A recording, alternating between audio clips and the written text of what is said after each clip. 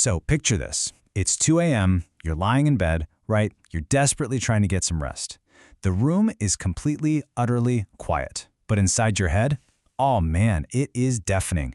Your thoughts are just loudly, relentlessly repeating past mistakes or projecting these deep, vivid fears about the future.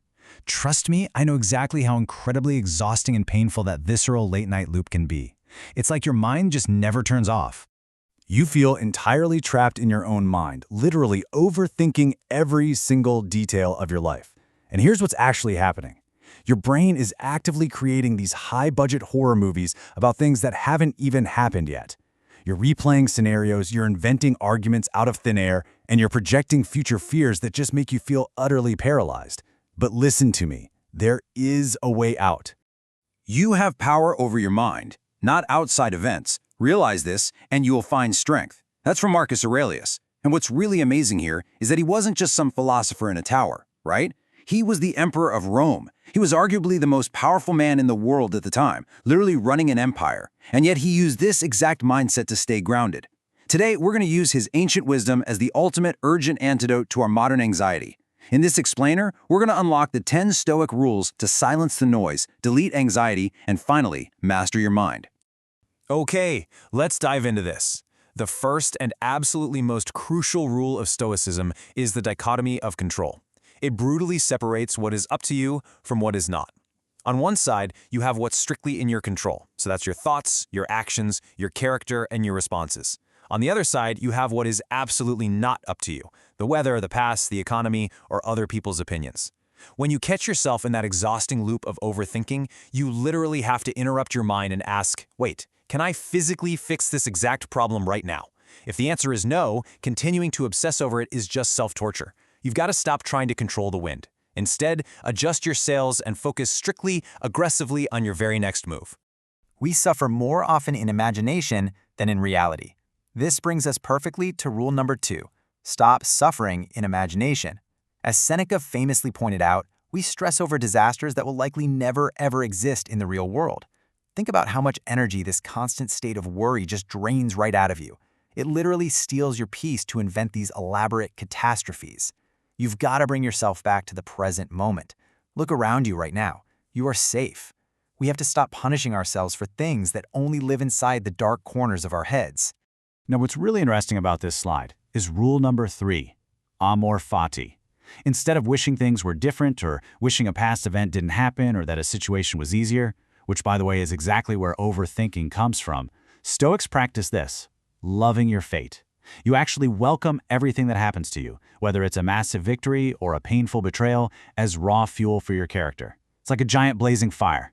Everything you throw into a massive fire doesn't extinguish it. The fire just consumes those obstacles and blazes even higher. You must turn every single obstacle into progress.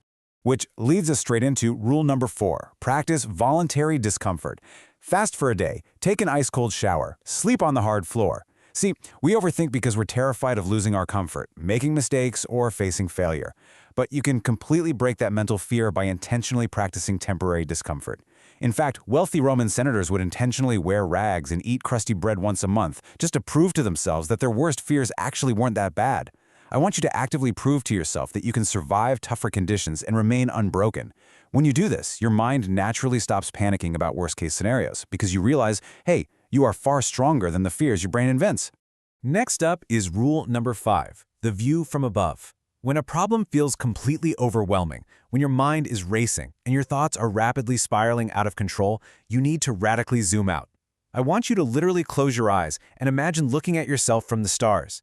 See yourself, then see your city, your country, and the entire planet just floating quietly in the dark. In the grand scheme of the infinite universe, your current anxiety is just a tiny, invisible speck. This exercise is incredible because it instantly restores your perspective. It reminds you that you're part of a vast cosmos, and your problems are temporary, small, and entirely manageable. Silence is a safer virtue than speech. Rule number 6 is the art of practicing silence. Our overactive minds absolutely thrive on constant noise, digital notifications, and instant reactions. Epictetus knew this centuries ago. To really master your mind, there is an absolute necessity to disconnect daily. Take time every single day to sit in absolute uninterrupted silence. No phone, no music, no distractions. Let your thoughts rush in, sure, but don't chase them. Just watch them settle naturally, exactly like mud sinking to the bottom of a glass of disturbed water. When you stop feeding the external noise, your inner clarity automatically returns. Rule number 7 is beautifully simple. Simplify your choices. Decision fatigue is a massive, massive trigger for modern overthinking. Having too many trivial options just paralyzes your brain. Think about it. How often do we spend 30 miserable minutes just scrolling trying to decide what to watch on TV, only to end up way too tired to watch anything, right? That is decision fatigue ruining your evening. So cut the options down. Automate your morning routines. Prep your meals. Limit your daily goals to your top 3 absolute priorities and then execute them ruthlessly. Just pick a path, commit to it, and make it work through massive action. Now we face rule number 8, memento mori. It's an ancient Latin phrase that translates directly to, remember you will die. Keep your mortality in mind, not to be morbid or hopeless, but to gain ultimate clarity and liberation. Seriously, think about it. If you genuinely knew you only had a few months left to live, would you really spend tonight stressing over an awkward conversation, a late text message, or some minor mistake at work? Of course not. No way. This reminder instantly cuts through the trivial drama of overthinking. Life is entirely too short and precious to spend it locked in a miserable, imaginary war with your own brain. And this brilliantly illustrates rule number 9. Turn thoughts into immediate action. You see, overthinking perfectly mimics progress. It totally tricks you into feeling like you're working on a problem. But really, it's just the ultimate, most dangerous form of procrastination. It produces absolutely nothing. The direct Stoic antidote to a spinning mind is immediate physical action.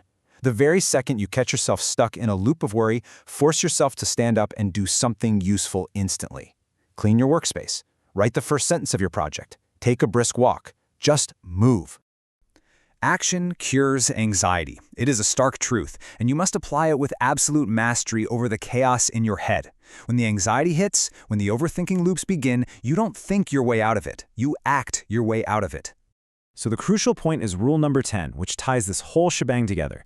Demand less from the world, more from yourself. Most of our mental exhaustion comes from expecting the outside world or external conditions or other people to be flawless. And when they inevitably fail us, our minds go straight into overdrive. You must shift your expectations entirely inward. If you demand absolutely nothing from external events that you simply cannot change, but demand absolute discipline, kindness, and focus from yourself, wow, everything changes. When your internal standards are high, the flawed external world loses all its power over your mind. Your mind is a beautiful tool, but a terrible master. Please, don't let it run your life anymore. You have the power to take control back tonight. I want you to choose just one rule from this explainer today. Just one. Apply it to your very next worried thought and just watch how the anxiety begins to fade away.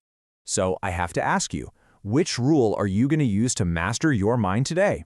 If this explainer helped you find some much-needed mental clarity, hit that like button and subscribe right now. And to really help you take immediate action, I've created a guided Stoic meditation practice that you can download completely free. The link is waiting for you right down in the description below.